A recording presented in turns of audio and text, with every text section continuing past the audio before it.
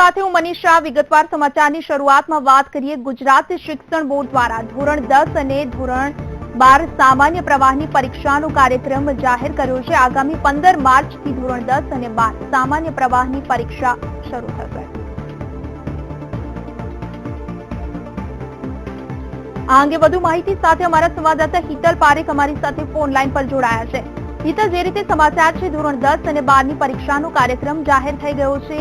March મહિનાની 15 તારીખે આ પરીક્ષા યોજાવાની છે। શું માહિતી છે વધારે? મનીષા, ખાસ કરીને જણાવી દઉં કે ગુજરાત માધ્યમિક શિક્ષણ બોર્ડ દ્વારા આજે સત્તાવાર પરીક્ષાનો કાર્યક્રમ જાહેર કરવામાં આવ્યો છે। એ અંતર્ગત ધોરણ 10 અને 12ની બંનેની પરીક્ષા 15મી માર્ચથી શરૂ થશે। ધોરણ 10 ની પરીક્ષા સવારે ના સમયે લેવાશે, જ્યારે ધોરણ 12ની પરીક્ષા બપોરના સમયે લેવાશે।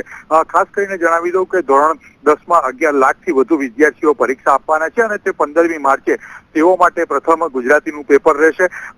સાથે સાથે ધોરણ 12ની વિજ્ઞાન પ્રવાહની પરીક્ષા છે ચોથા સેમિસ્ટરમાં, એમાં ભૌતિક વિજ્ઞાનથી પરીક્ષાનો પ્રારંભ થશે। અને ખાસ કરીને આ વખતે ગુજરાત માધ્યમિક શિક્ષણ બોર્ડ દ્વારા જે ટાઈમ ટેબલ ગોઠવવામાં આવ્યું છે એ પણ એટલા માટે મહત્વનું ટાઈમ ટેબલ છે કે વિદ્યાર્થીઓને વાંચવાનો પૂરતો સમય મળી રહે। દરેક પેપર પછી 1 થી 2 રજાઓનું શેડ્યુલ સેટ કરવામાં આવ્યું છે અને એ રીતે પરીક્ષાનું સમગ્ર આયોજન થશે।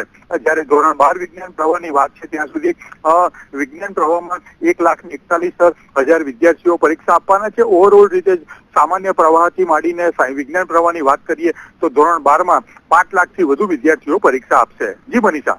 બિલકુલ હિતલ, આપનો આભાર સમગ્ર માહિતી આપવા બદલ। ધોરણ 10 અને 12ની પરીક્ષાનો કાર્યક્રમ જાહેર થઈ ચૂક્યો છે। 15 માર્ચથી બંને સામાન્ય પ્રવાહની પરીક્ષા શરૂ થશે।